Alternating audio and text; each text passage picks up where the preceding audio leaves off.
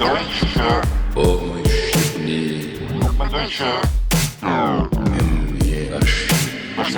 më shqipni kusht ka qit me kry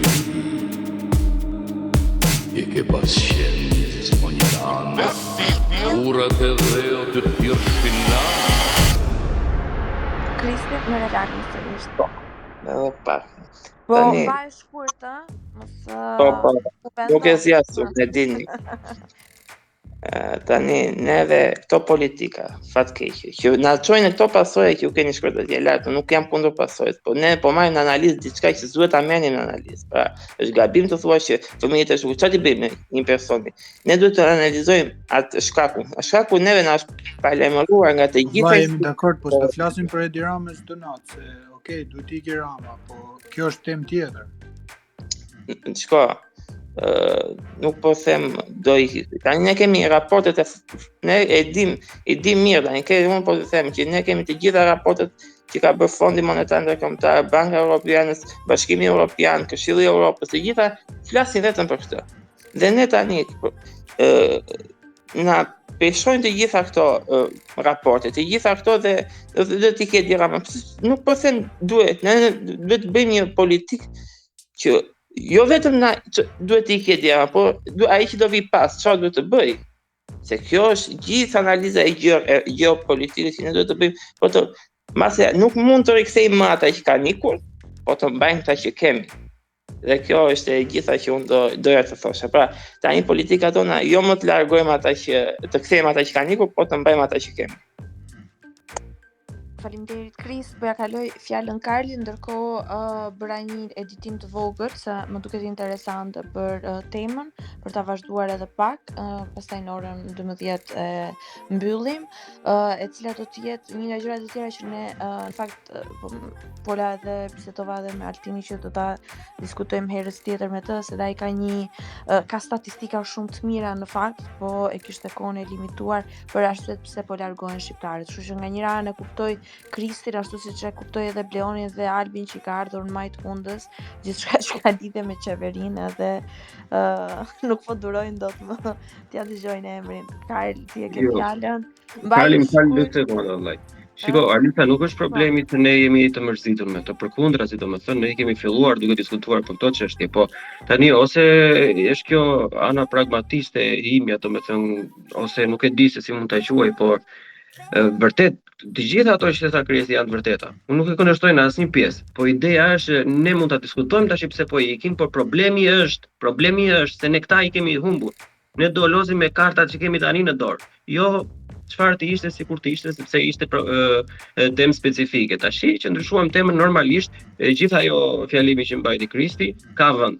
Po deri më atë ishte pak të zgjidhim mirë atë që kemi në dorë dhe rregullojmë më vonë. Tani që iku Altini, kjo është fatkeqësia që, domethënë, përgjatë vetëm këtyre 1 orë gjysmë që ne e patëm në Space Altini, arritëm që të merrnim vesh informacione dhe gjëra që ne nuk I dinim dhe nuk I posedojmë për 2 arsye. Ndjes Karl tani ta jap fjalën. Një, sepse qeveria shqiptare nuk ka mbajtur as edhe një qendrim për këtë temë, edhe së dyti nuk kemi as edhe një informacionat nga qeveria britanike, se ne zakonisht gjithmonë I kthejmë syt drejt perëndimit kur vjen puna tek vështirësitë që hasim të paktën në komunikimin dhe transparencën brenda vendit ton. Po jap Karlit, pastaj Albi. Karli, të lutem mbaje shkurt edhe mos u zi me njerëzit. Falenderoj. Pse duhet shumë qartësu këtë mos u zi me njerëzit? Ja, diti pse unë kam për detyrë ta. Po. Shive, përse për këtë unë fëmijëve që janë zhdukur, nuk normalisht jam I shqetësuar dhimbjen e tjera, po nuk besoj se është një problem shumë I madh sepse këto fëmijë kanë shkuar te njerëzit e tyre.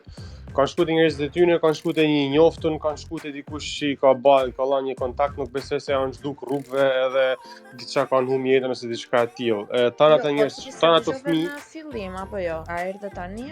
Ke dëgjuar që në fillim se ai tregoi edhe për raste që trafikohen, që çohen në për lavazho e të po trafikohen kjo është ajo, si më thon, nëse ti mund ta qush trafiko, asaj që Britaniku e çon trafikim, ai me shumë mundësi ka kërku vetat punë, ja ka ofruar atë punë për me shku me punu në lavazh. E ke parasysh? Më fal, Besoj se ka shku me njofje. trafikimi, që do ta kështu vetëm po ta jap me terminologji trafikimi është kur vjen përmes mashtrimit, pra përfitimi përmes mashtrimit. Edhe kjo është problemi pagesa keqe etj, po më besoj se kjo është një pjesë e vogël e këtyne. Ajo që ne mund të bëjmë, ta marrim pak nga fillimi, ta shtjellojmë pak nga vjen kjo. Apo ta lajmë, mos ta ashtu se po. Jo, vetëm thuaje të përmbledhurat në 2 minuta. Okej, në 2013 Niku Bajlozi i madh nga Dragobia, dhe shqiptarët patën një shpresë shumë të madhe se po vjen ndryshimi para 10 viteve. Erdhi PS-ja, erdhi Rama, shpresume jo po do him në Europë etj, edhe u zhgënjyme. E pamë që edhe ky është shërptor i të njëjtit pronar si edhe ai Bajlozi tjetër, ky na doli Bajlozi edhe më i madh. Ai tjetër i vravi shqiptar trupnisht në shesh, ky i vravi komplet shpresën. E para punës, shqiptarët nuk mund të ndalen se largohen. Shqiptarët largohen sepse ka një arsye për mu largu dhe shumë mirë bën që largohen. Shqiptarët nuk mund t'i ndalesh njerëzit për të mos u largu. Ajo që ne mund të bëjmë do të ishte për me bë një përpjekje për mi drejtu këto njerëz, këto fëmijë, dhe mos të mitërit që të mos jetë ma qëllimi tyne për mu largu, të mos jetë më shku me ba lek me drogë, po t'jetë ndoshta me ba pak reklam kësa jetës studentit. Shumë përfshirë dhe mu janë studenta në Europë, edhe me të vërtet unë me qa kam një dhe prej tjerve, prej Bleonit etj, nuk është se ja kam lakmi, nuk është se është jetë e keqe, jeta studentit, edhe sidomos kur e kryen ke një jetë shumë të mirë, ke një pak shumë të mirë, edhe gëzon jeton shumë nuk ke nevojë mu fut në këto rrugëqorre që futen ato që shkojnë për mu marrë me trafik, që kanë këto andrat e drogës. Kjo do t'ishte një gjatë që do t'ishte përpjekje për mu ba. Edhe përsa i përket arsyes pse ikin shqiptarët ikin sepse nuk kanë lek, sepse në Shqipëri është rroga që nuk kanë vizë, rroga që janë rrit me 10.000 lek, ndërkohë që ato kostet e jetesës janë trefishu. Është vendi i cili nuk mund të hapësh një biznes pa hunger job, është vendi ku tregu është i kapun edhe është i bllokuar nga të njoftënit e qeverisë, në cilin lulëzon një oligarki totale e plot, edhe nuk të len me çu kry, si thonë, nuk të len as me ba hajër si njëri, edhe po patë në ide të njërë në i biznes suksesshëm, vine të vejnë gjoba, vine të marrin, vine të shtypin e të përdhunojnë, ato që kanë lidhjet me parin. Vetë një shpresë që me ndryshu kjo gja, atëherë unë besoj se shqiptarët do të kthehen, tanë këto shqiptarët që kanë ikë, besoj se një pjesë shumë e mirë do të kthehen kur Shqipnia të bëhet pak, kur të iku një fije kjo zgjebë që na ka ra. Besoj se një pjesë shumë e mirë e tyne do të kthehen, edhe sidomos shqiptarët që kanë shku sidomos të ri që kanë ikë tash vonë, unë kam përshtypjen se do të kthehen, edhe unë personalisht e kam mendimin mu kthy, edhe nuk jam i vetmi, prandaj nuk më shqetëson shumë faktin se po ikin shqiptarët, sepse besoj se sapo të qirohet një pjesë e mirë të këtyne palachove që janë në klasën politike të sotshme, edhe shërptorëve dhe gojorsave tyne, besoj se atëherë do të ketë një rikthim shpreset, edhe do të ketë një rikthim të shumë shqiptarëve. E vetë një gja që mund të bëjmë për mendimin tem është që më bëj një përpjekje sa do të vogël që shqiptarët, të mos të ri që ikun, të mos të drejtohen në botën e trafikut, në botën e krimit, po t'ju pëlqejnë pak, t'ju reklamojnë pak mundësitë e tjera, mundësitë e një jete studentore, mundësitë e një qoftë edhe kurs, nuk e di. Sepse këto njerëz kur të vinë koha, këto njerëz do të kenë një aftësi, do të kenë një edukim perëndimor, do të kenë një edukim të mirë, edhe do të jenë një si thot asset shqip, do të jenë një vlerë e shtuar për Shqipërinë. Jo se ti shqipti nuk e thua, unë nuk e di çfarë pas ke bërë me këtë që e ke thënë këtë fjalën asset, e kam edhe të regjistruar, të dish. Do ta përdor si kërcënim kur të fillosh të më Asset, si mund thuhet asset ship? Na keni degeneru dhe shifën, nejse. Kaç kisha vetë më thonë. Faleminderit Ishte një falje, të shera e parë që përdor fjalë tuaj. Po pra, e fik. Mundohem me hek, po s'pun ma gjani na keni. Mirë, e tha shumë mirë, vlerë shtuar. E tha. Albi, kishe diçka për të thënë? Jo. Veç me i tregu që e ka gjetë fjalën. More Alberti për Albi, se dhe Albertave shkurt Albi o thonë. Po, Albi e ka Se unë desha të them edhe për temën e kaluar, se mu akumulun disa tema. Po, se është e njëjta, do me thënë, pse janë larguar shqiptarët që kanë prodhuar më pas edhe zhdukjen e 200 fëmijëve. Desha të them vetëm për ato fëmijët, sepse lexova në media, ashtu si që tha edhe Iliri, tani është largu kam përshtypjen, që ndër 200 fëmijë ose minorent po themi, 13 ishin poshtë moshës 15 vjeç dhe vetëm një ishte gocë. Kështu që shumica e tyre janë djem adoleshent 16-17 vjeçar. Dhe ndër këta fëmijët, për mendimin tim tani se nuk do të bëj si ekspert, po për mendimin tim janë dy kategori. Një kategori është që janë të rrezikuar dhe të brisht për të trafikuar në mënyra të ndryshme, vajzat mund trafikohen seksualisht, siç e dim, djem mund trafikohen, mund bëhen prej e bandave kriminale ose nëse janë fëmijë fare mund të trafikohen edhe për të lypur. Dhe një pjesë tjetër që janë djem 16-17 vjeç, të cilët vetë trafikohen ose më saktë me vullnetin e tyre, ndoshta edhe të nxitur nga familjet, shkojnë në Britaninë e Madhe për të punuar, ndoshta edhe në për ato të famshme të shtëpiat e barit, ndoshta edhe punë të ndershme, edhe pse ata ilegal janë gjithsesi, sepse shkojnë në Britani në mënyrë klandestine dhe nuk shkojnë me vizë, por mund të ketë prej tyre që thjesht duan të ju bashkangjiten familjeve dhe të punojnë, të kenë një jetë normale, gjë që nuk e shohin në Shqipëri. Dhe këtu desha të shtoj që ky nuk është vetëm fenomen i Britanisë Madhe, për shembull për Italinë që unë e njoh, po shihja një link, unë i njoh edhe personalisht, po nga lajmet, kishte një lajm i vitit 2019, që thoshte janë 1600 fëmijë të braktisur në Itali, fëmijë shqiptar për 3 vitet e fundit. Pra në 3 vite ishin braktis 1600 fëmijë. Dhe çfarë janë këta fëmijë të braktisur? Janë minorent, këta djem 16-17 vjeç, cilët nuk mendojnë të mbarojnë gjimnazin dhe të mbarojnë një shkollë në Shqipëri, nuk e shohin perspektiven aty. Edhe thonë hajde se po shkojmë në Itali, po dorëzohemi në polici dhe po shfrytëzojmë faktin se ligji dhe konventat për të drejtat e fëmijëve e detyron shtetin italian që t'i japi dokumenta, t'i japi azil, t'i akomodojë nëpër ato qendrat e tyre dhe pastaj të integrohen normalisht në shoqërinë italiane. Dhe këtu nuk ka vetëm hallëgjim, po ka edhe njerëz të cilët un kam dëgjuar për shembull që kanë një pozitë ekonomike relativisht mirë në Shqipëri, po vinë këtu sepse thonë hajde se po bëj letrat në këtë mënyrë, pra është një metodë. Tani unë nuk e di se sa funksionon kjo në Britaninë e Madhe, nuk e di tamam ligjin si është atje, po kam përshtypjen edhe atje është po e njëjta Albion, është po e njëjta. Prandaj dhe këta po flasin, por po më duket sikur po flasin në arë, domethënë kur s'din gjonë. Është po e njëjta vëlla, është e njëjta situat ku fëmijët vinë dhe dërgohen madje jo në azil, po në për familje, ku janë familjarë që kujdesen për fëmijët. Casa familje do thonë këtej, që i lënë kështu si të adoptuar gjoja. Po, i fusin në për shkolla, i edukojnë, i arsimojnë, por që këta që i konsiderojnë këta të zhdukur. Mos bërtit se të dëgjojmë, se po faleminderit, po unë nuk po ju dëgjoj juve sepse jam duke drivur. Dhe doja të montit në makinë. Jo.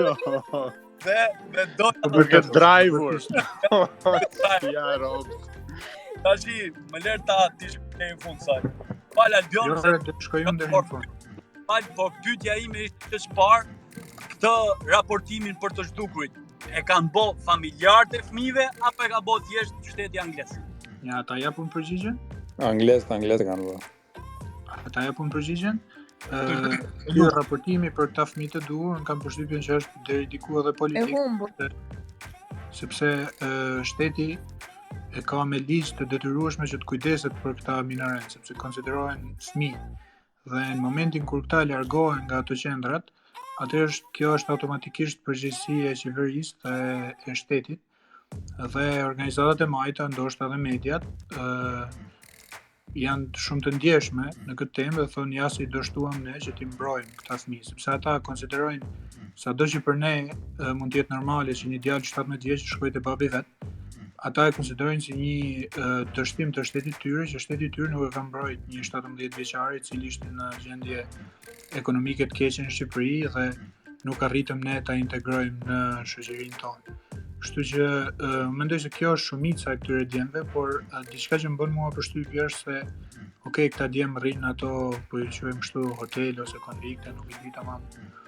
Por pse këta nuk bëjnë durim 1 apo 2 vite për të bërë shtetas, jo shtetas po, për të bërë qytetar të Britanisë Madhe dhe vrapojnë me ik. Dhe unë përshikoja një lajm tjetër. Sepse një pjesë e madhe kthehen Albi prandaj. Vetëm ne gjujta një tezë që këta emigrojnë me emra të rrajshëm. Unë desha të shtoj edhe diçka për atë që tha Alberti.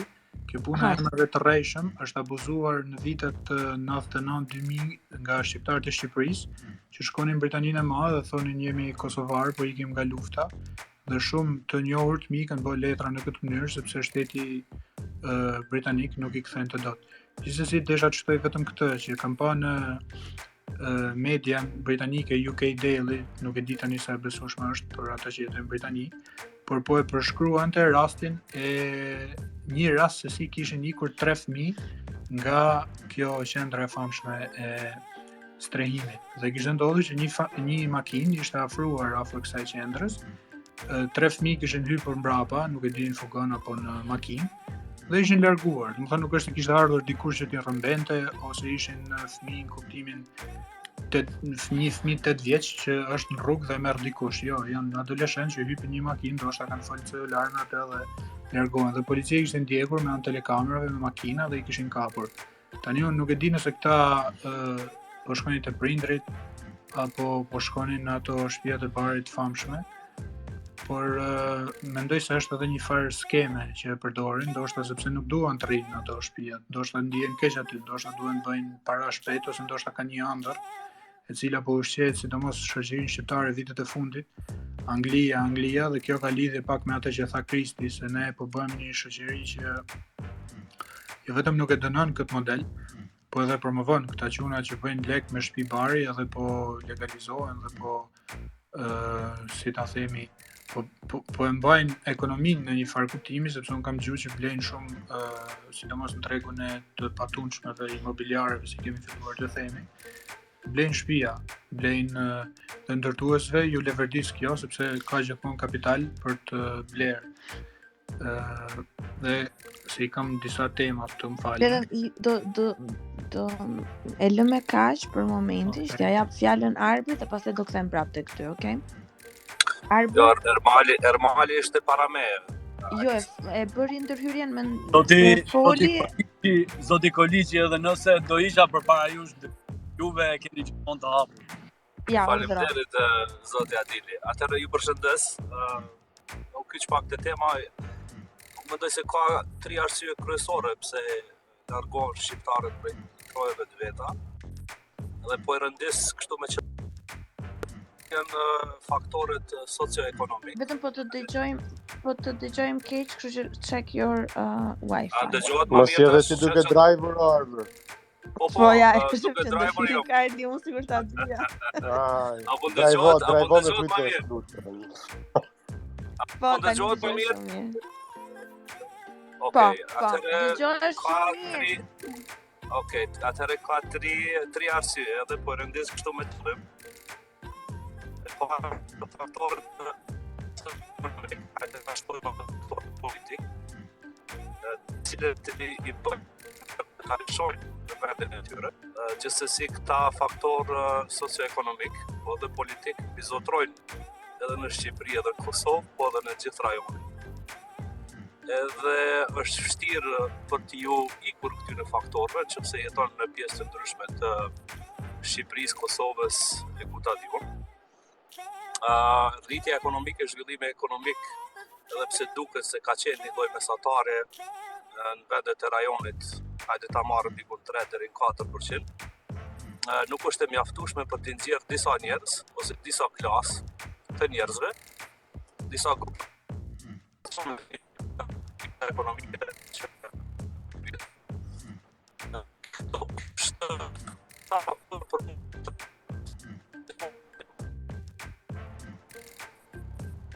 dyta është Nuk bëhet.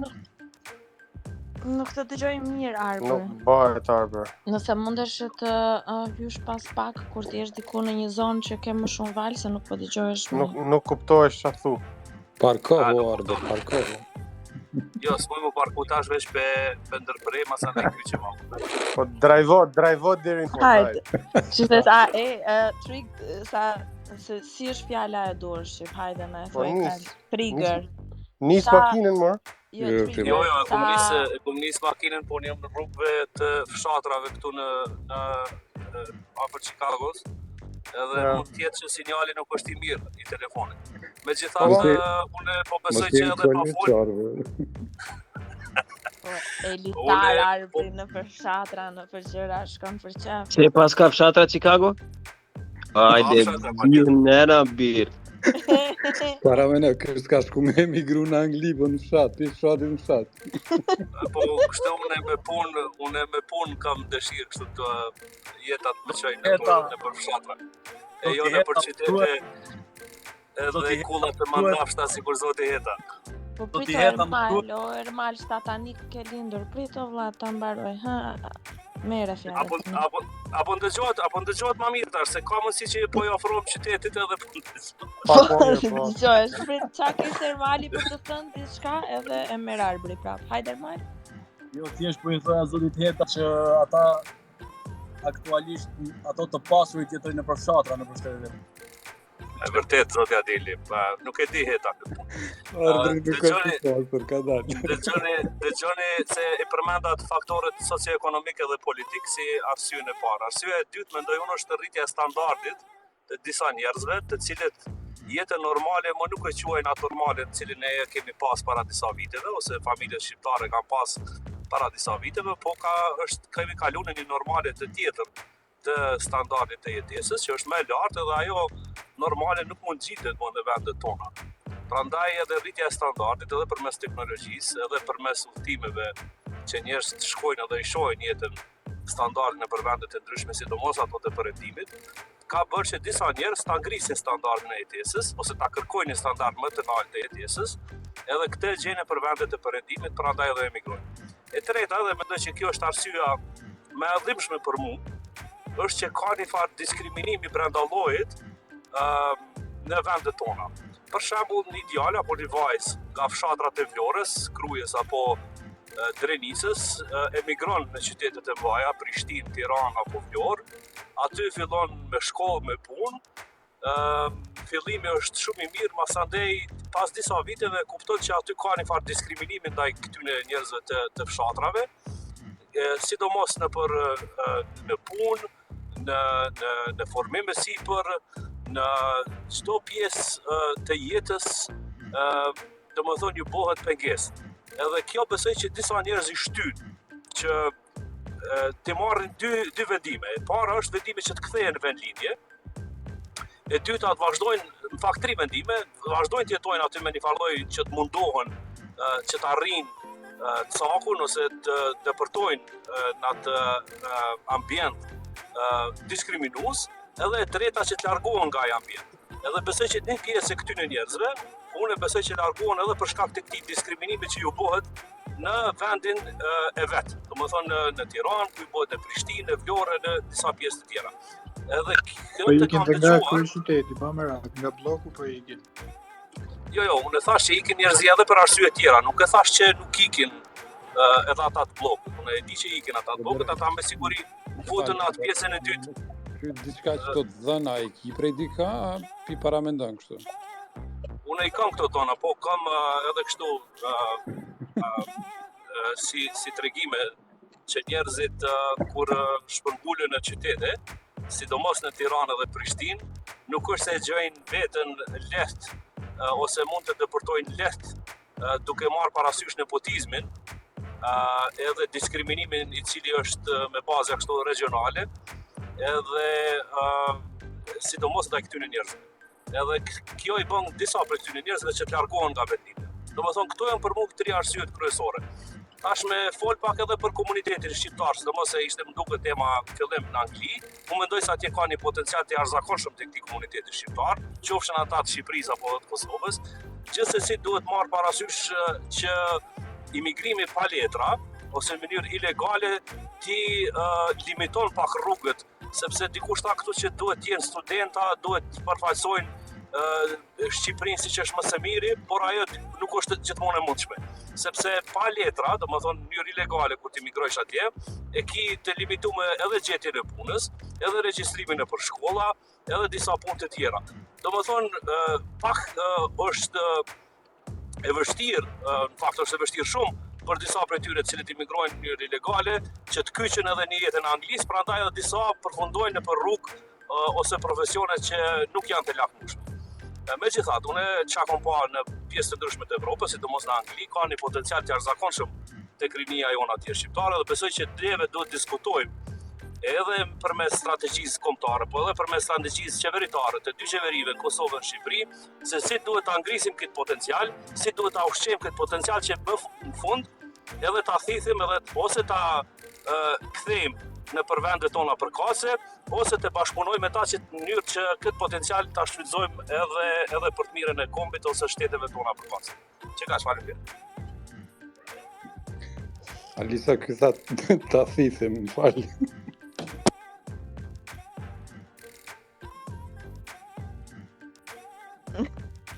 Kush e ka randën, nuk po komentoj. Nuk pas kanë dëgjuar Alberti me vëmendje, ka u fokusuar te disa pjesë kështu që Alberto, shejtan ku të vetë mendja. Zoti Heta është shumë i fokusuar te asociacioni, kështu që kur vjen pjesa te këto anë të tjera. Më fal, shkurt pak humor sa për ta lehtësuar temën. Po si më nuk e tha njëri sakt, asociacioni. Po edhe kryeministri sot në parlament është asociacioni. Të gjithë, asnjëri nuk po të Sonja Brown dhe ai ka thithë. Nuk janë ve goja, prandaj. Asociacioni. Në momentin që del kjo fjalë shpejt nga goja, del në atë lloj mënyre të theti. Po pra si kupa me kapak. Po kur Karli, çush i thon asociacionit shqip? Mbledhja. Bashkësia, përmbledhja. Shoqat tash una partia në një Mund të thë shoqat. Shoqat. Dhe tradhtia tha që dhe aty tjetër si ishte Abdullah Hoti. Po tradhti din me thon krejt. Atëre e kishte fjalën. Ata përfundoi edhe unë këtë. Albi, ndjes, Albi Kristi Ermali. Atëre desha të them për diçka që e përmendi dikush për ata të Ruandës shqiptarin që nuk donte, po Alberti më duket, që nuk donte të kthehej në Shqipëri, po thoshte unë në Britani të Madhe do vdes. Po. Ai ka qenë një dramë tipi që nuk duhet deportohem nga Anglia, se nuk e besoj se ai do vdiste apo do preferonte të shkonte në Ruandë para Shqipërisë, po krejt ideja është që të marrin ato letrat angleze dhe të ndryshojë jeta me i farë kuptimi. Me gjasë është ashtu që është thu ti, po t'inglloj ke shumë keq. Po, sigurisht. Se e krijoj ke idenë që Shqipërisë kthejnë ai gjallë. Po, sigurisht. Po tek britanikët mund ta ketë krijuar atë idenë sepse ata nuk e njohin Shqipërinë, thonë. Po, pikërisht. Po nuk i njihni ju albanezët mo. Jo dhe jo. Një vetë qetëso, Karla. Unë i pa fajshëm krejtësisht edhe kur e lexova automatikisht. Karla, ke mundësi me i bë mute kur të flason? Po, sigurisht. Po, hajde. Faleminderit.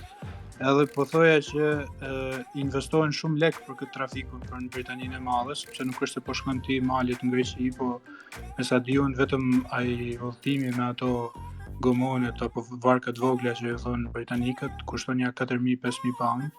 Kështu që nuk më merr mendja se ka organizata që duan trafikojnë fëmijët dhe i çojnë deri në Britaninë e Madhe. Mendoj se janë ose prindër ose familjar ose janë adoleshentë që nisen dhe marrin goxha lek me vete për të realizuar këtë ëndrrën, e cila mund të jetë edhe makt, sepse ne kemi pa burgjet britanike që ka një numër të madh të djemve. Albi, mendoj të shtëpitë e barit që janë shumë, se e tha pak më parë, po në mënyrë të edukuar. Jo vetëm, ka edhe kështu trafikant kokaine, sepse ne e dim që shqiptarët kanë filluar të marrin kokainën. Ti tregoj Albi se këto çmime janë të vitit të kaluar. Në vitin 2023 kemi çmime tjera për këto komo. Po, sigurisht edhe një sa është çmimi a 10? Ardh, lutem ta marrë. Një parantezë shkurtër që shqiptarët kanë filluar marrin kokainën direkt nga Amerika Latine dhe kanë filluar krijojnë rrjetet e tyre të shpërndarjes në Britaninë e Madhe, dhe kjo është bërë një problem. Dhe diçka tjetër që më kujtu tani, Ministrja Suela Braverman, falni nëse po ja shqiptoj gabim, tha që kjo çështja e gomoneve ose varkave të vogla është një ndër 5 prioritetet tona, dhe ishte vërtet që ishte një ndër 5 prioritetet e tyre, sepse kishin inflacionin, kishin papunësinë, po një ishte edhe kjo puna e gomoneve. Dhe kjo mendoj se ka lidhje edhe me politikën, me konservatorët që janë pushtet atje, me narrativat ndryshme që po bëhen për emigrantët, plus Britania ka edhe një problem tjetër, sepse me sa kam lexuar pas pandemisë, shumë njerëz refuzojnë dalin punë, ose shumë njerëz rrinë me ndihmë sociale në shtëpi. Dhe ka një mungesë klasës punëtore, por nuk po i bëjnë ato forma ligjore që i bën Italia për shembull, që nxjerr një ligj për të marrë emigrant, apo Gjermania e cila po ashtu nxjerr një ligj për të marrë krah punë të kualifikuar, por Britania është pak më mbyllur për vete për arsye edhe politike, Brexit e radikalizimi pak a shumë i skenës politike. Edhe dy gjëra të fundit. Një është që këta minorenët mund të përdoren nga trafikantët e drogës, sepse dënimi për minorenët është relativisht më i ulët. Edhe diçka që mund të jetë interesante është që ka fushata në media apo edhe në rrjetet sociale kundër këtij trafikimi që organizojnë, nuk e di tamam nëse britanikët apo organizata ndryshme ndërkombëtare, po kanë filluar që të ndikojnë disi që të bëhet pak a shumë kjo propaganda që mos u nisni për në Britaninë e Madhe, ose kanë filluar të bëhen investime, jo po do investojmë qarkun e Kuksit. Për mua këto janë shumë të vogla dhe nuk i shkojnë rrajnë problemit sistemik. Dhe problemi sistemik është se si do e mbash ti një djalë të ri 17-18 vjeç që ka mundësinë për të fituar 4.000-5.000 pound në muaj atje, si do e mbash ti në Shqipëri me një investim edhe sikur $5 milion ta bësh në Kukës, nuk e shpëton dot të rrethin atë qytetin apo fshatrat e Kuksit. Kështu që problemi për mendimin tim është sistemik, edhe ne duhet të ndryshojmë pak a shumë qasjen edhe të përqendrohemi tek vetja jonë, tek prodhimi, tek rritja e ekonomisë, dhe sigurisht edhe migracioni ka një rol të rëndësishëm me remitancat, por kurse si ta bazojmë ekonominë tonë tek paratë e çunave të Londrës, shtëpive të barit, apo ta bazojmë tek palishmëria, sepse kjo është një rrugë që nuk e ka shpëtu ndonjë këmbë, se ndryshe do ishte bë Kolumbia fuqi botërore. Faleminderit për durimin, edhe kaq kisha. Alisa, më një shkurt diçka më kujtoj, s'dia e keni përmend, nëse më ju përgjigj, ju kërkoj falje të tjerëve. Ka pas një tentim të kriminalizimit shqiptarëve në diskurs publik. Se nështë ta përmendet pakës që s'u lidh veç me emigracion, po me u lidh me çka tha Albi. Në esencë, ideja ka qenë ngjajshme, ose diskursi i ngjajshëm si Trump që shfol ke për meksikantë. Edhe këtu lidhet, domethënë nuk trajtohen si emigrant të ngjajshëm, se të tjerët në atë listën e madhe nuk është qenë veçu si shqiptarët. Këta janë kënd veçum, edhe mandej në diskurs publik ka ndodhur edhe shprehje, crime, edhe të ngjajshëm, domethënë, edhe aty që ka përfshihet krejt e dim. Edhe ky është problemi që më duket më i madh, se ky i dëmton edhe njerëz të tjerë. E këtu ka një komunitet më të madh të shqiptarëve të Shqipënisë, se sa sidomos jashtë Londrës, edhe shumë prej tyre janë punëtor, edhe njerëz të suksesshëm, edhe që gjithçka që krijojnë me punë ndershme. Edhe është me rëndësi me thonë. Tjetër, Shqipënisi ka ndodhur emigrimi njerëz. Na e dim 90-tave çka ka ndodhur fund 90-tave në Shqipëni, por Shqipënisi ka ndodhur dhe kthimi i madh i njerëzve që e kanë lënë vendin. Edhe me atë kthim ka ardhur potencial i madh ekonomik, kur ka ra Greqia sidomos, s'po di çka. E ju e dini shumë më mirë. Po unë dyshoj që mund me ardhë një kohë kur Shqipënia që është sot keq në gjendje tjetër dhe ekonomike, me u varë prej këtij emigracioni relativisht vogël për një zonë e caktuar, nështë ta mundet me përfitu. Si në këtë rast për shembull nëse Kuksi i lanën masdore prej shumë administratave edhe i trajtuan qysh ma keq, nëse ajo zonë përfiton, atëherë përfiton. Po krejt është çështja se britanikët, unë çka kam lexuar, kanë tentu edhe me ndalë me vendos polici kufitare në Rinas. Nuk dhja e keni përcjell këtë sende, vetëm policia kufitare britanike me qenë në Rinas. Po vetëm mos ma konsumo tani se e kam pas këtij raundi, do flasim pikërisht për këto masat që ata janë duke marrë dhe sa në rregull. Po veç këtë kriminalizimi, e veç me u ndërlidh çka përmend më herët. Albert, kriminalizimi, unë mendoj që është diçka që shkon jashtë dorës tonë, le të themi kështu. Kristi më falë, erdha tek ty direkt tani. Unë jam nga ata të rinj, jam me aq e re, jam brezi 91-shit, jam 31 vjeç tani. Edhe pse kam lindur pas rënies së komunizmit, motra ime ka lindur në 90 eksaktësisht ndjes në 12 dhjetor, që është edhe datë e rëndësishme kështu se për Partinë Demokratike. Edhe çka ka ndodhur është që ne jemi larguar drejt Italisë mbas drejt Greqisë, po ajo që është shumë e trisht, që më vjen keq, edhe pse ne jemi kthyer, po mos haro që jemi kthyer pas shumë vitesh, domethënë gati për të shkuar në vitët e fundit të gjimnazit edhe më pas universitetin. Dhe absolutisht ajo që mua më vjen keq, padyshim është që vazhdoj dhe dëgjoj të njëjtat histori ashtu siç i kemi ndarë me njëri tjetrin, me miqtë tan, se si na kanë mbajtur edhe në krah, domethënë vetëm me një valizhe ose as valizhe s'ka pas atë për ato çantat e sportit në krah prindrit tan. Edhe kur ti dëgjon që këto raste dhe për të njëjtat arsye që kanë ikur prindrit tan atëherë, se s'kishte qumësht edhe na ushqenin vetëm me miell, kristi. Po, janë të njëjtat arsye. Janë për të njëjtat arsye në fakt një pjesë e madhe, të paktën unë pash ca statistika, po do t'i kthehem pastaj, do më falësh Albert dhe ja fjalën dhe pastaj dhe Kristi është nga Vlora, kështu që mundet edhe të na japi dhe një kështu input tamam të emigrant, të jetës emigrantit. Shiko, kur flet ti ke vlonjate, automatikisht unë e mbyll fjalën fare se e plotësojmë normën me njëri tjetrin. Kështu që këto gjëra tani do thosha diçka tani. Do them përgjigjen tënde, po do nis tek ajo që tha Arbri që parë.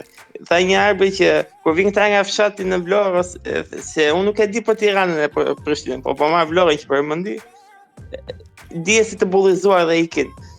Arber, ne vlonjetët pak unë jam skelar, edhe u jam nga ata që jo e kam gropë, po më për tunel.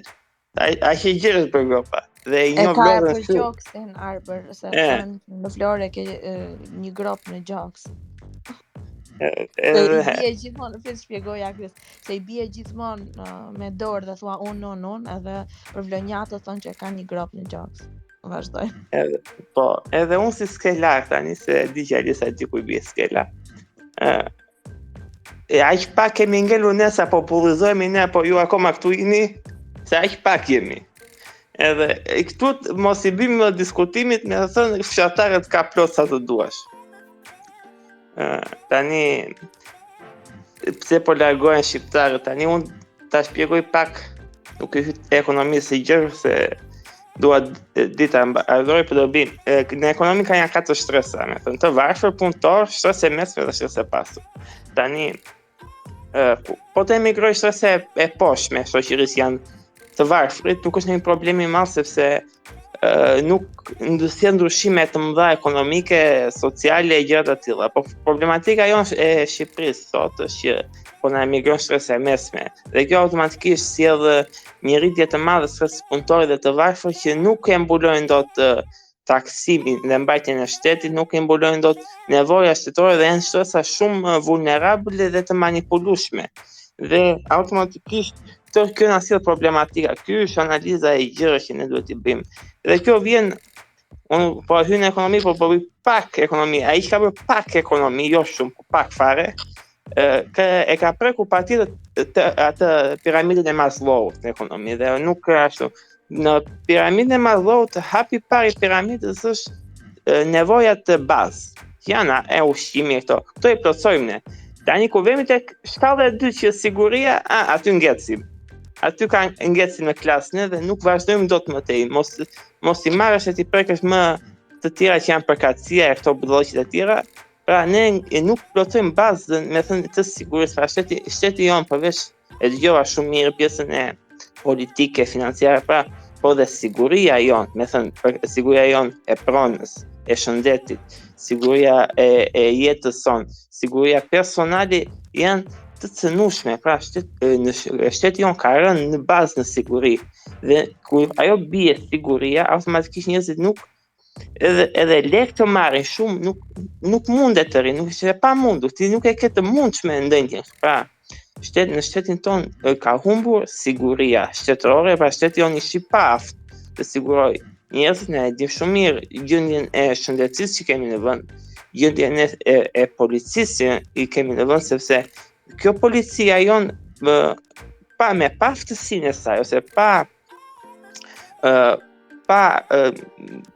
logjikën e saj, po që si të duash, policia jonë shumë e paftë logjikisht e përgatitur, po vret njerëz, siç vrau atë djalin atëre, siç vrau mashën para sa vitesh me atë djalin, siç vrau atë tjetrin që i tha piu kokainë dhe budallëqe që, me thënë, automatikisht vetë shoqëria kur mbushet të shikon ngjarje të tilla automatikisht priret të largohet. Pra ne kemi dështuar si shtet në përveç anës politike, ekonomike dhe në anës sigurisë. Pra ne nuk e marrim, unë kam njëjt njerëz që në pjesën tonë kanë ikur njerëz që në Shqipëri merrnin rroga të mëdha, merrnin para të mëdha, kishin pozita të larta, pra ishin shtuesa çik më mirë se dhe e mesmja.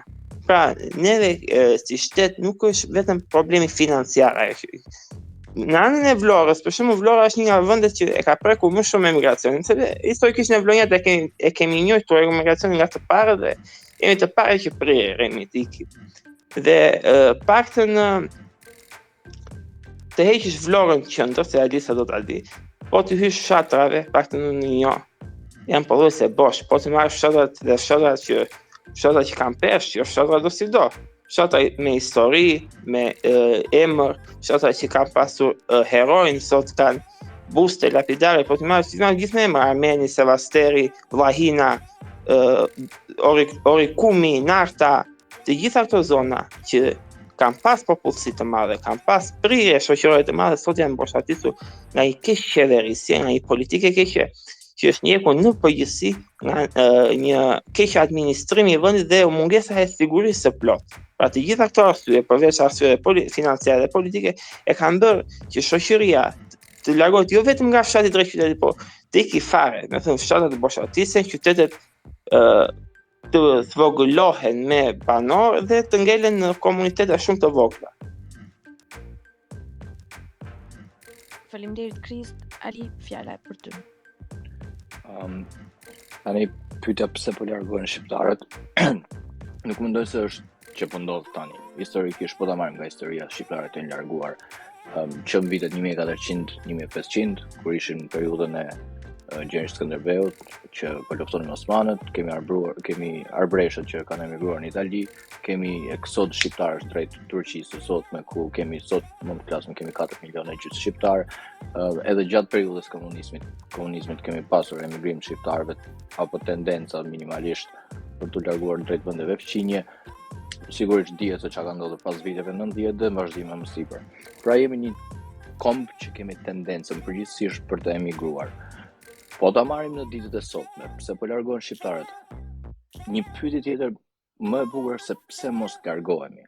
Nëse kemi shtete si Rumania, Spanja apo Polonia, të cilat kanë një numër në rritje që pas hyrjes së tyre në Bashkimin Evropian, një numër mora pak informacion nga në vitin 2011 rumunët në Angli, Mbretërinë e Bashkuar ishin 80.000 dhe pas hyrjes së tyre në në Bashkimin Evropian sot numërojnë 539.000 rumun.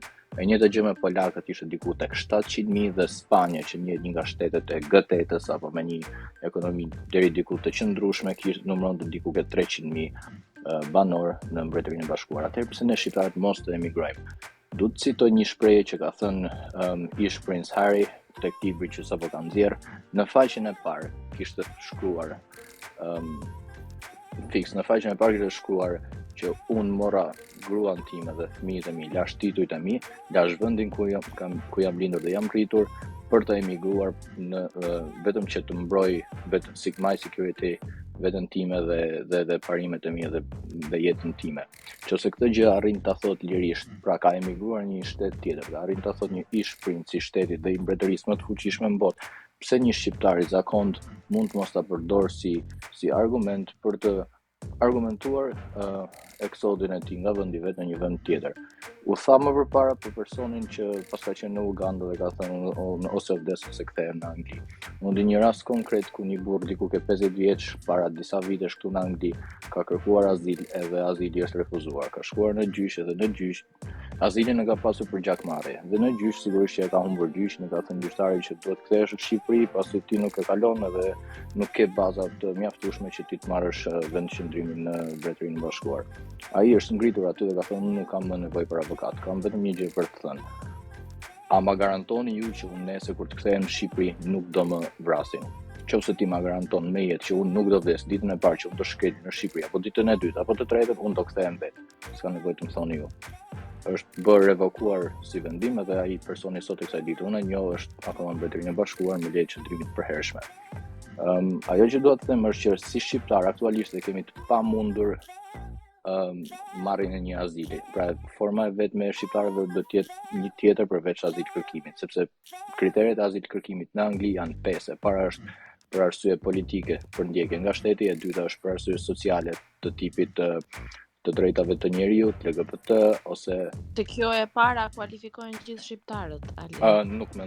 Nuk mendoj për faktin se i është hedhur benzin zjarrit para 2 muajsh nga vetë qeveria shqiptare, ku ka thënë ne jo vetëm që nuk i kështërtojmë shtetosit tanë, por edhe ne arrim të mbrojmë nga çdo problem personal i jetëve të tyre që mund të kenë, që përfshin gjakmarrjen, përfshin edhe E ti e beson këtë gjë? Ajo që besoj unë nuk ka fare rëndësi, përderisa një shtet, një qeveri e një shteti që është përfaqësuese gjithë qytetarëve 3 milionë gjys që ka ajo, del dhe flet në mënyrë të tillë, shteti anglez nuk ka pse të marrë përbazë fjalët që thonë qytetarët, por atë që flet qeveria që është zgjedhur po nga këta qytetarë. Aktualisht në Mbretërinë e Bashkuar ka të drejtë azil kërkimit të parevokueshme dhe të menjëhershme që mund të marrin qëndrim janë vetëm 3 shtete në botë, është Eritrea, ku qeveria i çon këta të gjithë shtetasit, sidomos Meshku, i çon ushtar për periudhë të pacaktuar, që është shkelje drejtave njerëzore, sepse zakonisht kushdo që shkon ushtar ka një periudhë të caktuar që duhet jetë, ndërsa në Eritrea nuk aplikohet kjo. Shteti i dytë është Jemeni, që është në gjendje lufte civile dhe ka diku këtë 3 javë, 4 javë që është futur edhe El Salvadori. Pra vetëm këto 3 shtete mundet që shtetasit e tyre në rast se verifikohen që janë me vërtet shtetas të tyre, shteteve pranohen automatikisht si azil kërkues në Mbretërinë e Bashkuar. Shqiptarët janë kategorikisht të përjashtuar nga kjo, edhe për faktin që para disa muajsh vetë kryeministri Onu shpreh hafazi që është në gjendje për të mbrojtur çdo qytetar të vetin. Ajo që doja të thoja është që unë duke pyetur, domethënë në muhabete sipër me një person që punon në home office këtu në Angli, i bëra një pyetje që deri diku ju duk interesante. I thash, po sikur në rast se për shembull një azil kërkues shqiptar që refuzohet dhe deportohet në Shqipëri dhe desha të theksoj që janë kthyer diku te 3 aviona deri tani me nga 50-60 veta, pra i kemi 150 persona të parë të kthyer në Shqipëri. Po sikur njërit prej këtyre që ka pasur proces azil kërkim për gjakmarrje ose për një arsye tjetër, të kthehet në Shqipëri dhe t'i ndodh me të vërtetë ajo që ai i druaj. Pra, larg qoftë dikush mundet që me vërtet të vritet për arsye gjakmarrje pasi është kthyer nga Anglia. Çfarë do ndodhte? Do ishte ky precedent që çdo gjë është gjithë kjo veprimtari anti-shqiptare që bëhet në Angli të asimilohet dhe të bjerë poshtë edhe të lindë edhe një herë nga fillimi kjo nevoja për të marrë azil në Angli? Dhe më thash sigurisht që po, dhe kjo është frika më e madhe që shteti anglez ka, sepse ata me vërtet që kthehen, po askush nuk ka besim që qeveria shqiptare me vërtet mund të garantojë sigurinë e qytetarëve të vet.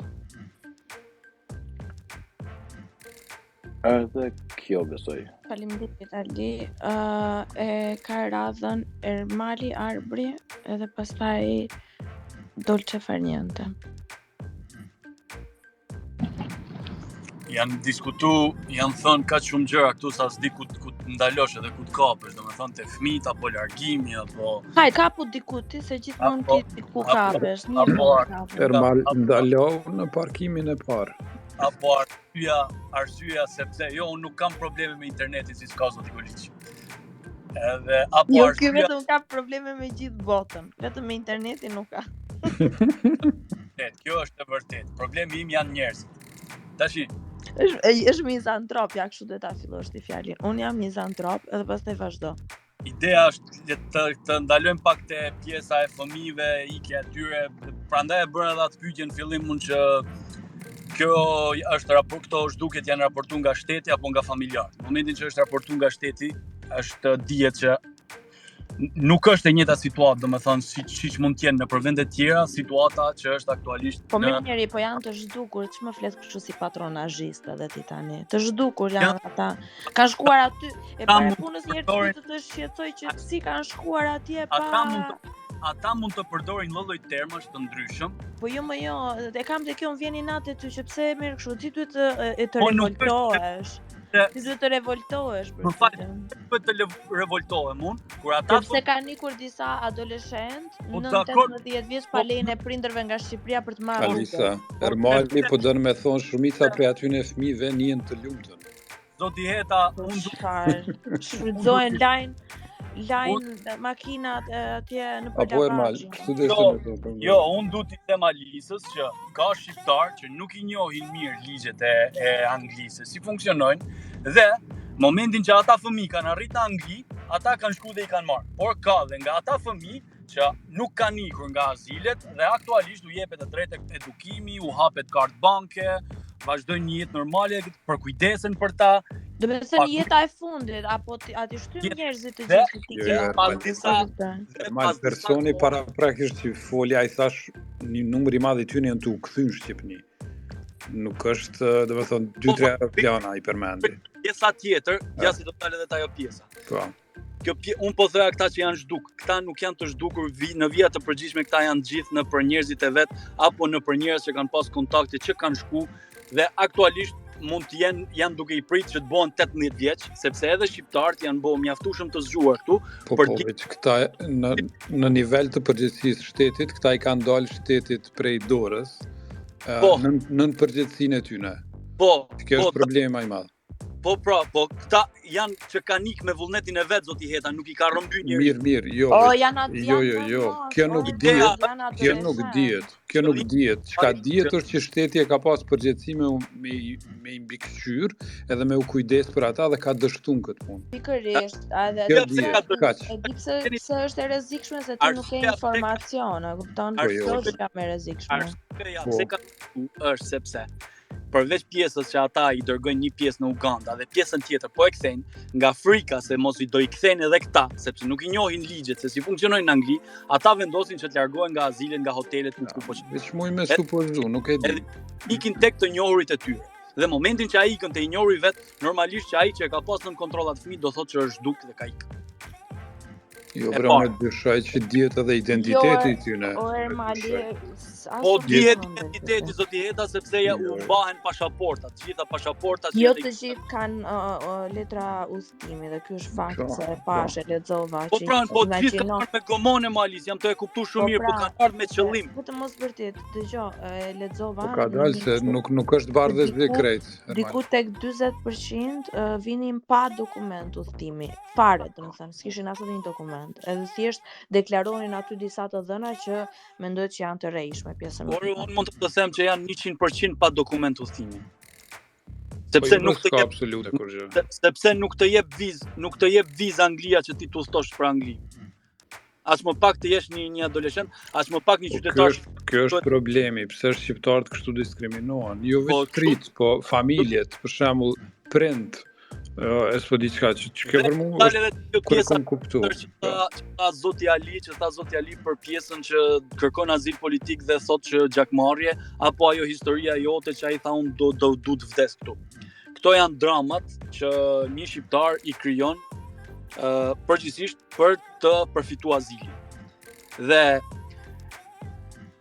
ja kanë marrë dorën edhe këta tani, edhe këta e din tashmë që nuk e han më atë gënjeshtrën që unë po iku nga gjaku, apo unë po iki për arsye se do mbrasin apo etj. Dhe ç'a ndodh? Kalojnë ca kohë, bëjnë ca vëzhgime, ca studime, bëjnë ca dërgojnë ato investigatorët e vet të Shqipërisë se ç'a po ndodh, bëhen ato investigimet e tyre, por që dhe në fund i kthejnë mbrapsht, sepse nuk e han më këtë pjesën që unë po iki nga gjaku. Dhe ka shumë të tjerë që unë mund të tregoj shumë fani tjerë që kanë dalë. A nuk mendon ti që vlerësohen rast pas rasti, ti mendon që grupohen shqiptarë që shtu që ti po mendon? Po. Rast pas rasti, tregim as tregimi. Po shumica e shqiptarëve të gjithë ikin për arsye, të gjithë justifikohen mos për ti. Jo, përveç dojnë me jetu ma mirë shqiptarët, dhe unë mendoj që krejt normale është.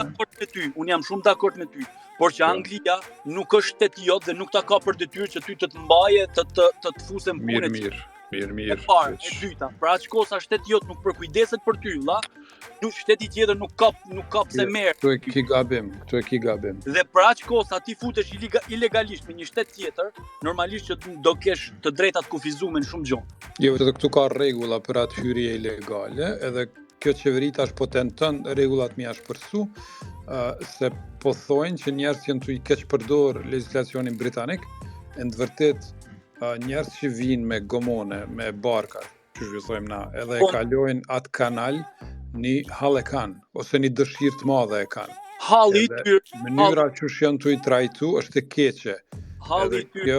Kjo duhet me u thonë me zot nalë, që ata pi trajtojnë, qytetarët e Shqipërisë, qytetarë e NATO-s, është e keqe. Halli i tyre. Edhe çdo drejtë e kanë me emigru. Emigracioni, emigrimi është e drejtë, s'po dia është e drejtë e njeriut, Alisa nështë po gaboj, po është e drejtë për me qarkullubren në botë të lirë, me lyp një vend më të mirë me jetu. Po nuk shëndron kjo Albert, ai këtë po mundohet të thojë që ti ke të drejtë të emigrosh në një vend të lirë, po Anglia ka caktuar që në këtë rast nuk është e lirë mo vlla. Po diskutojmë pak. Këta nuk janë të shkel ligj, se nuk janë të burgos kur vinë këtu. Ka procedura edhe për këtë lloj hyrje në kufi. Për atë shkak këta dojnë tash me shpërsu, se shqiptarët shumë mirë, si çdo herë, unë mendoj që jemi shumë popull i mençëm. Shumë mirë janë të ditë çysh me ardh. Edhe i kanë gjetë hyrjet edhe vrimat ligjore ble. I kanë gjetë të gjitha mënyrat. Po natyrisht që i gjejnë. Dhe përgjithsisht të rinj që vinë këtu në Angli, përgjithsisht përfshihen në shtëpiat e barit. Ka dalë, po jo, kjo nuk dihet, kjo është pretendim supozitiv. Po ta them unë që që një pjesë e mirë e tyre përfshihen gjithë nëpër shtëpia e barit, sepse mirë, po atër pas kanë drejt, pro Angles që thonë që shqiptarët janë kriminal. Është e vërtet kjo. Po nuk është e vërtet. Po ideja është se ti nuk je kriminal, nuk të bën kriminal, Zoti Heta nuk të bën kriminal pse ti futesh me një shtëpi bar. Po jo, s'është e vërtet. E para nuk është e vërtet. Është ai një kriminal. Zoti Heta, një sekond. Një kriminal është ai që bën një therrje, bën një vrasje dhe bën gatresa dhe shqiptarët therren edhe vrajnë çka e Jo, shqiptarët nuk i bëjnë të tilla gjëra, zoti Heta. Kjo është diferencë. I bëjnë edhe shqiptarët edhe i bëjnë si shqiptarët si ke tjerë ti bëjnë. Kur i veçon shqiptarët i grupon. Ka raste që i bëjnë edhe shqiptarë. Që ka grup, po natyrisht që ka raste, po ky ministri që ka dalë edhe ka thonë, këta janë kriminala, këta janë, we will hunt them, du të mi gjetë, mi nëzonë, mi tubu, mi mledh, thuti jemi na jevrej në kohë të fashizmit. Ja, e tu e kuptu që ka ndonë diskutuar. Po sepse aktualisht shqiptarët janë një nga... Jo, se ju ka gjujt Guardian, ju kanë gjujt mediat edhe... Do t'i heta një nga, si ta them, kartela, po një nga bandat më të mëdha në Europë. Edhe kjo është tregim. Jo, nuk është tregim, është e gjitha me statistikë. Po na nështë kemi qef me qenë të fuqishëm gjithçka, po. Po ne nuk jem, unë po ta them se si qëndron, se si është një nga për trafikimin e... Po, është edhe një grup që njihet këtu në për media, në persana, po veç ka dalë, pak ma ka dalë. Po, Ermal, atë ndërhyj vetëm pak. Atere, grupi... Jo, se kanë ngritur dorën dhe më duhet që t'u ndërpres të treve dhe t'ja lë fjalën. Duna me u largu veç ke knacime ju ndigju. Gjithashtu të falenderoj. Gjithë mirat.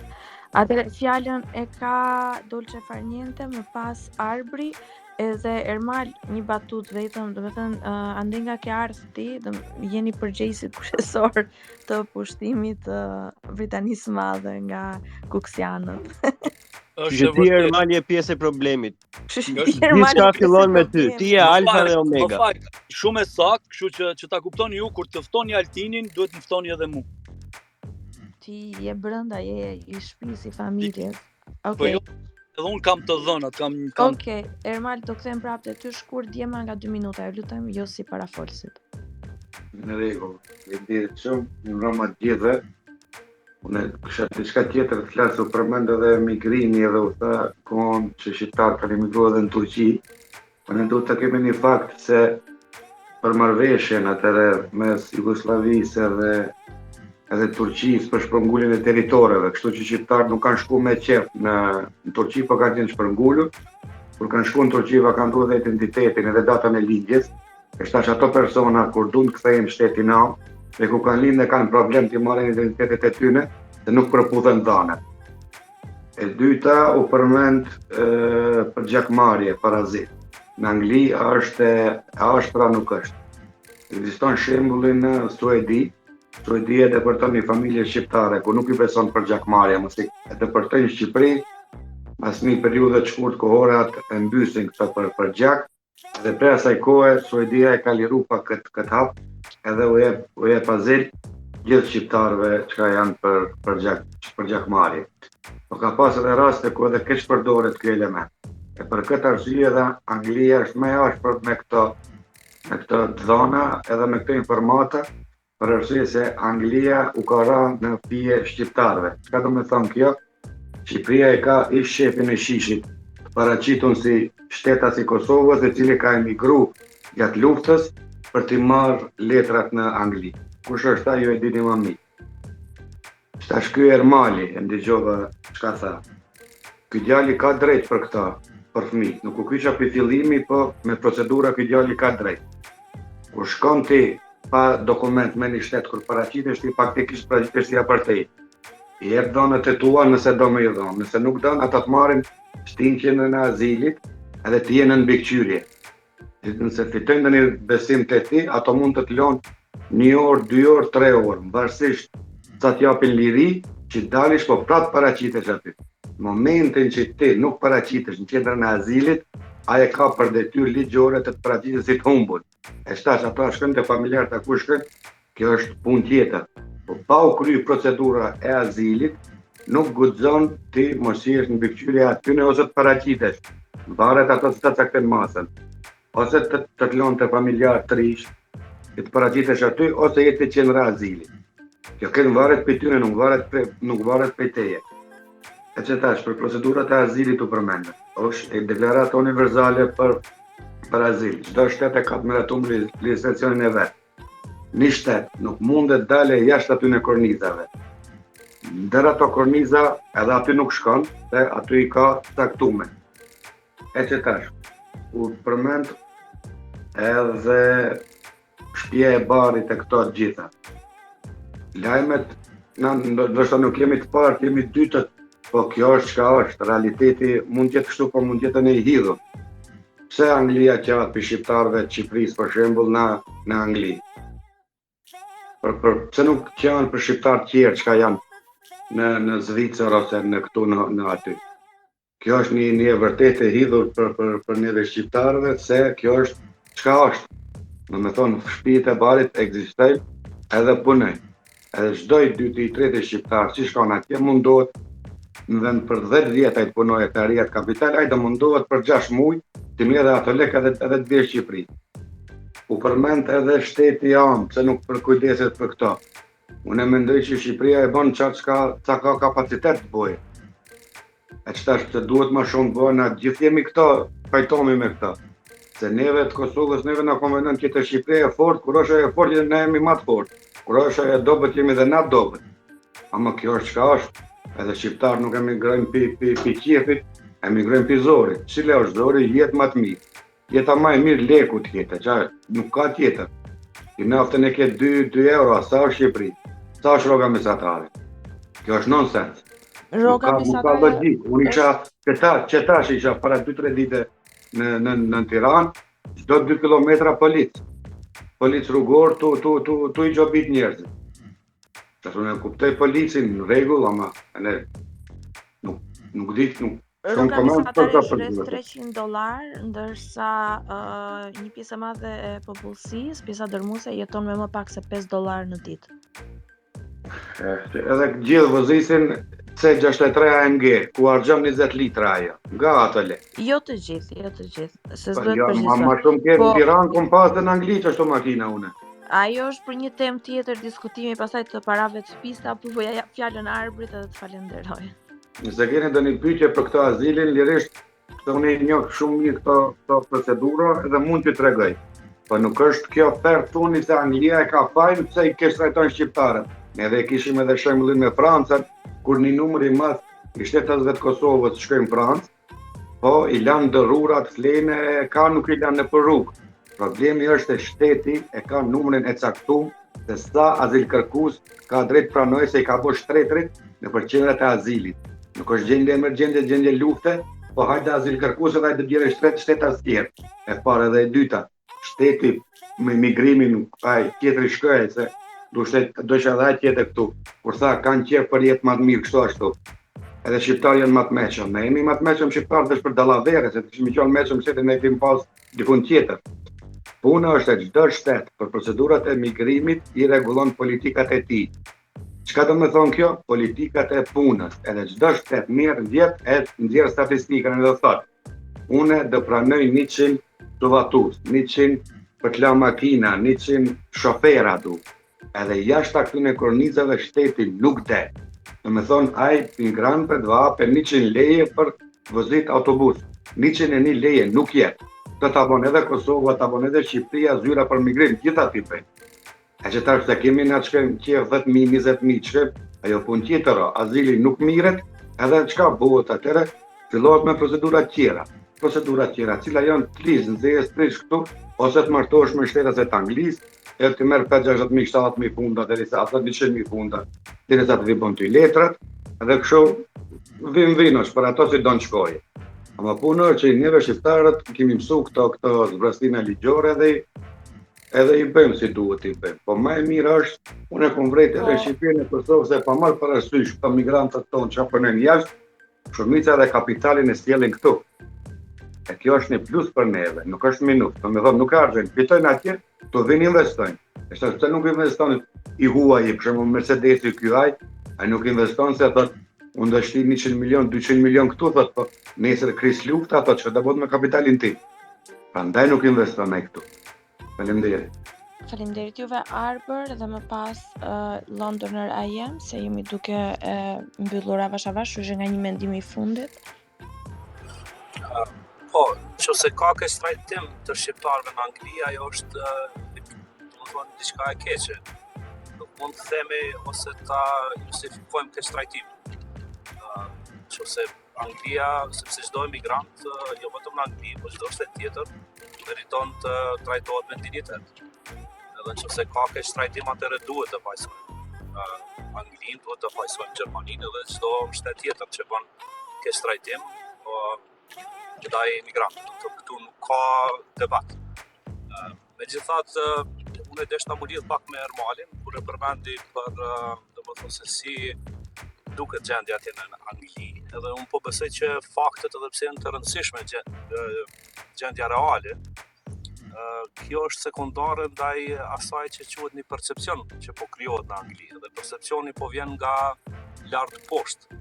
Edhe kjo besoj që është më rëndësishme sepse po del një ministër, po del një parlamentar atje, edhe po gjujnë deklarata kundër shqiptarëve dhe kjo padyshim që krijon një percepcion, qoftë apo nuk qoftë ai vërtet, ndaj një grupacioni i cili jeton në Angli. Tash kjo për mua është problematike edhe këtu duhet të ndërhyjë edhe qeveria shqiptare, duhet të ndërhyjë edhe komuniteti atje vet. Nuk e di, nuk më duket se komuniteti në Angli është aq i organizuar. Sidomos për pjesën e Kosovës e di pak më mirë, që nuk ka ndonjë organizim të birfill të komunitetit atje, i cili kishte dalë edhe i kishte reagu pas këtyne deklaratave, ose këtij percepcioni, ose këtij narrativi, diskursi publik që po ndërtohet në Angli, që për mua kjo është problematik. Edhe besoj që nuk e kanë edhe mbështetjen e qeverive përkatëse. Këto është problemi. Këto duhet bëjnë më shumë shqiptarët. Vetë komuniteti atje në Angli të filloj, jo masi protesta ku dalin e mbulojnë Churchillin me flamurë shqiptar, sepse ai mund jetë diçka simbolike, po lën një shije të keqe edhe për vetë anglezët, po besoj edhe nuk jep shije të mirë ose nuk i le shihet i miras vetë komuniteti shqiptar që jeton atje, që janë ata që punojnë, që dalin edhe punojnë me nder, që kanë sakrifiku për një jetë, hajde po theme më të mirë edhe për kushteve të vështira ekonomike të tjera. Domethënë komuniteti atje sparit duhet të jetë më i organizuar, më bashkëpunues njëri me tjetrin, se do të ketë pjesëtarë të komuniteteve që do të jenë edhe të këto shtëpijat e barit, po gjithsesi do të jenë edhe ata që punojnë atje. Edhe problematika është edhe kjo rrjedhja e kapitalit për këtyre vendeve në Shqipëri. Unë besoj që ishte dashur padyshim që remetencat do të ndodhin edhe janë të nevojshme për një pjesë të njerëzve.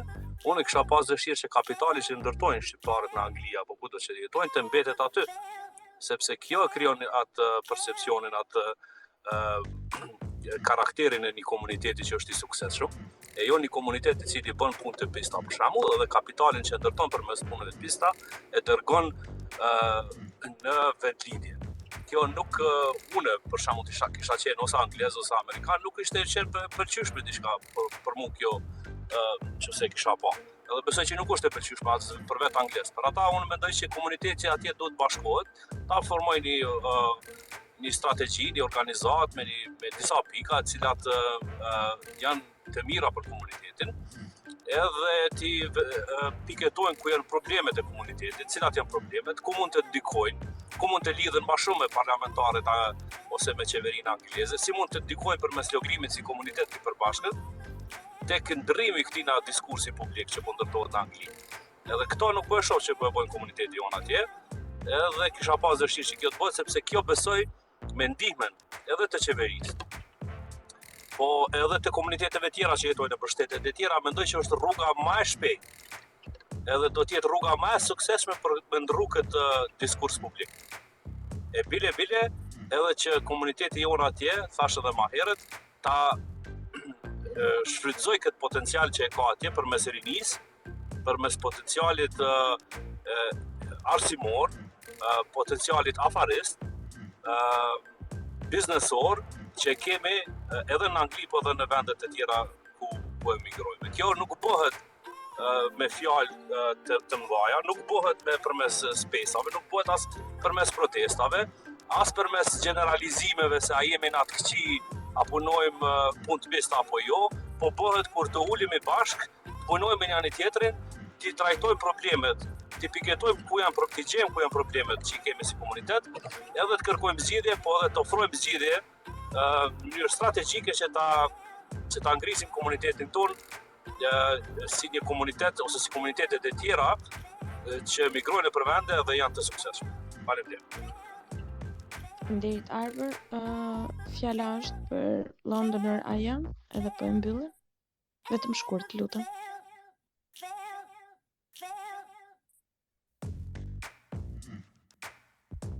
Patjetër, mirë mama, nuk e di jam dëgjoni mirë. Po, mirë mama. Faleminderit. Faleminderit edhe për organizimin e kësaj bisede.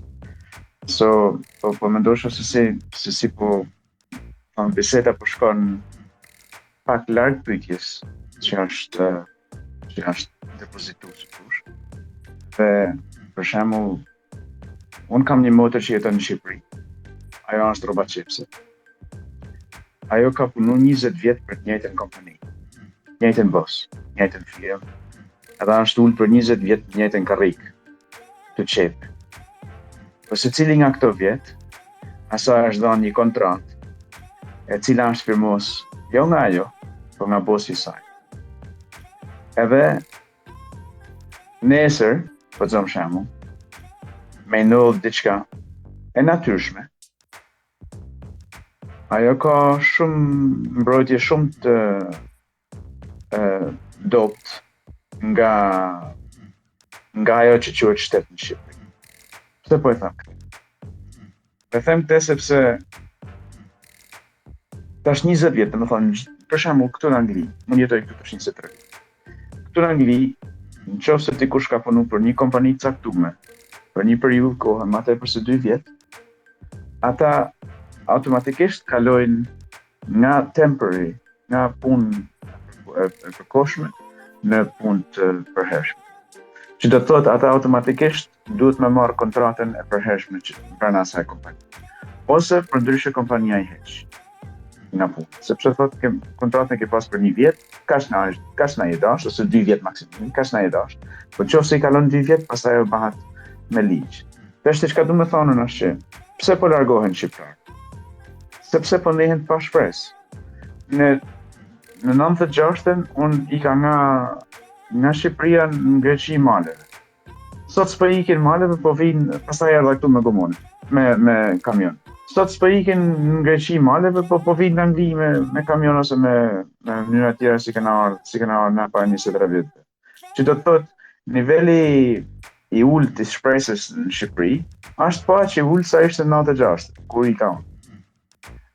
Dhe kur i kem qindra mija tjerë shqiptarë. Dhe më thonë, për këta paka shumë i takon diku 25-28 vjetë, nuk e di sa i takon të manë në total, që 96 vjetë. Po thëmë që gjithë kjo kohë ka kalu, edhe Shqipëria është po njëjtin vend për shqiptarë.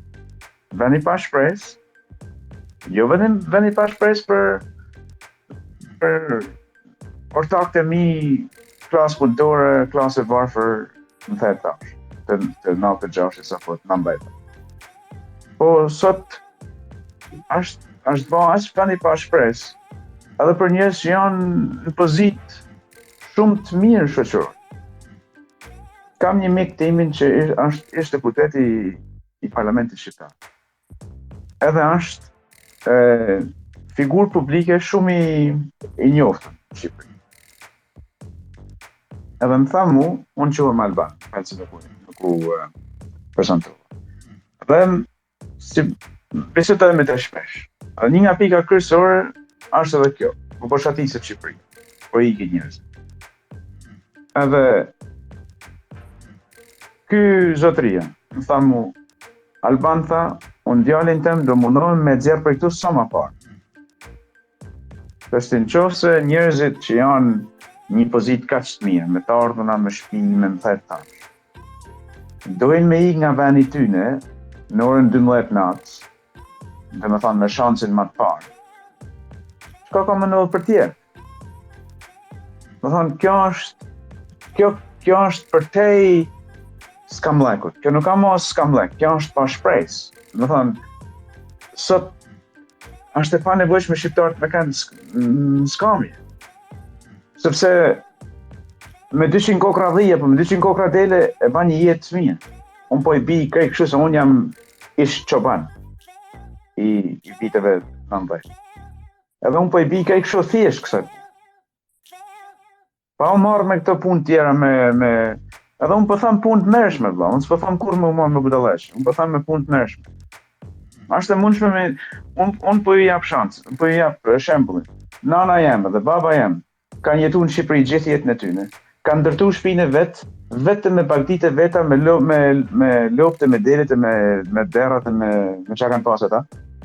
Edhe kanë shtëpinë vet. Domethënë, në Shqipëri kanë ndërtuar shtëpinë vet, e kanë shtëpinë vet, shumë të mirë. Jashtëzakonisht mirë. Çikesh më pas zeli çdo anglez këtu për shtëpinë që kanë dhënë. Pra se kanë dhënë me lekë të mia, se unë s'ju kam dërguar lekë. Po domethënë Shqipëria nuk është vend që është kaq poshtë nga ana ekonomike. Sepse njerëzit orvaten, punojnë. Po Shqipëria është shumë poshtë nga niveli i mbrojtjes qytetarëve. Nuk i mbron kush qytetar. Nuk e mbron dikush motrën time, që nesër i thot ai punëdhënësi aty, ik zhduku se s'nduhesh më këtu dhe 20 vjet kanë ikë kështu, s'ka vetë kur gjan. Me thonë me jetu, me punu 20 vjet një kompani angleze, edhe këtu të heke nga puna, se për shembull vani yt bëhet i pa nevojshëm, për mbas një copë kohë gjëra ndryshojnë, teknologjia ndryshon. Edhe bëhet pa nevojshëm me pas këtë punëtor në punë. Po të pagu një kamat të madhe për gjitha këto vite, ke, domethënë rritje, ke vetë një sasi të mirë parësh që të mbron shteti. Po nesër motrës teme dhe motrave tjera, apo burrave tjera, apo grave tjera që jetojnë në Shqipëri sot në këto kushte, ata hiqen e përzihen pa pikë problemi. Edhe përfundimisht, shpresoj Se pash në lajme që njëri kishte marrë 20 njerëz nga Azia, edhe I kishte prunë në Shqipëri. Shpresoj që një ditë ta kuptojnë që vlera më e madhe e Shqipërisë kanë me kanë njerëzit e saj. Vlera më e madhe që I ka ardhur Anglisë gjatë këtyre 20 viteve, jo vetëm nga shqiptarë, po unë po flas për shqiptarë. Janë njerëz që kanë ardhur këtu, kanë hapur biznese, janë bërë profesionista, nga drejtora bankash, nga drejtora në kompani më të mëdha që ka këtu. Edhe gjithë janë shqiptarë. Edhe, domethënë, ne jemi njerëz që orvatemi, bajme, kthejme, nuk rrim me dur kërç. Edhe kishim bën pash Pandeli Majkun dje në një vend këtu në Londër që erdhi për një kështu. Një event që ishte ashtu. Po, domethënë, këta njerëz sikur për 20 vjet, 30 vjet s'kan pa me sy fare që shqiptarët punojnë, shqiptarët ndërtojnë, kudo që shkojnë. Shumica. Ka edhe nga ata që janë, sepse kjo është ligji I mesatarës. Ka edhe nga ata që merren me budallëqe, dhe do të ketë gjithmonë. Po ne shqiptarët nuk identifikohemi me këta që merren me budallëqe. Ne identifikohemi me këta njerëz që bajnë punë, që ndërtojnë shoqëri, kompani, biznese, janë shkencëtar, janë thetar. Kaq dhe më thonë, ju falenderit. Okay. Falenderit shumë, Alisa ka probleme teknike për momentin. Unë falenderoj gjithë për pjesëmarrjen. Shpresoj të keni mësuar gjithë sa do pak, siç mësova dhe unë, edhe do dëgjohemi herë